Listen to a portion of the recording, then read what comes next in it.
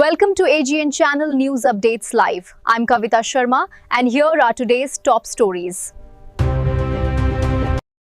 So ముఖ్యంగా ఈ programme organise చేయడానికి మా వెనకాల నుండి నడిపించింది మా SP sir Amit Bardar sir IPS గారు. సో ఆయన ఆలోచన ఈరోజు ఈ ప్రోగ్రామ్ అనేది. సో దీన్ని మన సిఐ పాడేరు గారు దీనబంధు గారి దగ్గరుండి ఈ ప్రోగ్రామ్ నేను ఆర్గనైజ్ చేయడం జరిగింది. సో దీనికి ముఖ్యంగా ముఖ్య అతిథులుగా విచ్చేసిన ఐసిడిఎస్ పీడి మేడం గారికి, సిడిపిఓ మేడం గారికి, నైస్ ఫౌండేషన్ నుంచి వచ్చిన పూజ గారికి, డాక్టర్ గారికి, కౌన్సిలర్ గారికి అందరికీ నా నమస్కారాలు. సో ముఖ్యంగా మహిళల భద్రత, పిల్లల భద్రత అనే విషయం గురించి అందరూ చాలా బాగా మాట్లాడారు. అన్ని పాయింట్స్ ని అడ్రస్ చేశారు. ఫస్ట్ నుంచి లాస్ట్ వరకు అన్నింటినీ కవర్ చేసి హోలిస్టిక్ గా అన్నిటి గురించి చెప్పడం జరిగింది. వాళ్ళ భద్రత అయితే ఏంటి, మన ఉమెన్ఎస్ఐ గారు అట్లా మాట్లాడారు. వాళ్ళ ఆరోగ్యం అయితే ఏంటి, మన డాక్టర్ గారు మాట్లాడారు. ప్రతి అంశాన్ని అలా టచ్ చేయడం జరిగింది. సో బట్ నేను ఓవరాల్ గా ఒక చిన్న పర్స్పెక్టివ్, మన థింకింగ్ ఎలా ఉండాలి అనే దాని మీద మాట్లాడతాను. సో మనందరం దేవుడిని నమ్ముతాం. సో ఈ అనంత విశ్వం అనేది ఫామ్ అయినప్పుడు ఒక సూర్యుడు వచ్చాడు, ఒక భూమి వచ్చింది. భూమి అనేది సూర్యుడు చుట్టూ తిరగటం మొదలు పెట్టినప్పుడు పిచ్చిగా ర్యాండమ్ గా తిరుగుతా ఉంది. బట్ కొన్ని వందల సంవత్సరాలు, వేల సంవత్సరాలు, లక్షల సంవత్సరాలు గడిచాక దానికంటూ అదొక దారి ఏర్పాటు చేసుకోగలిగింది. ఆ దారి ఏర్పాటు చేసుకోవడానికి భూమి అనే దాని వెనకాల దేవుడు అనేవాడు ఉన్నాడు.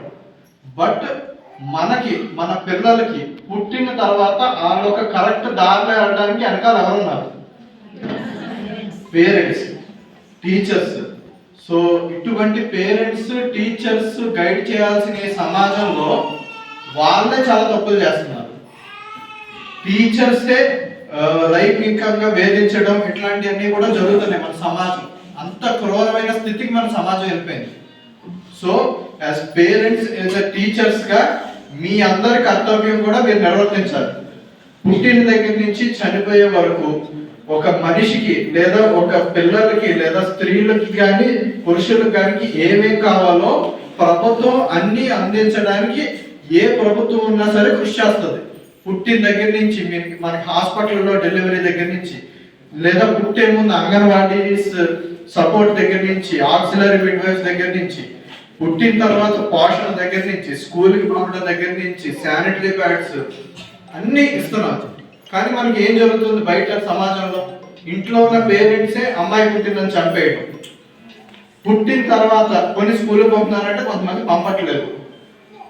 సరే వెళ్ళిన తర్వాత కరెక్ట్ దారిలో పెడుతున్నారంటే పెట్టట్లేదు. పెట్టకపోవడం వల్ల ఇందాక మేడం గారు కూడా చెప్పారు, చైల్డ్ మ్యారేజెస్, చిన్నప్పుడే పెళ్లి చేయడం, లేదా వేరే వాళ్ళతో వెళ్ళిపోయే పరిస్థితులు క్రియేట్ చేయడం. ఇంట్లో ప్రేమగా ఉంటే అది మీరు కరెక్ట్ దారిలో పెడితే ఎవ్వరు ఏ అమ్మాయి బయటికి వెళ్ళదు.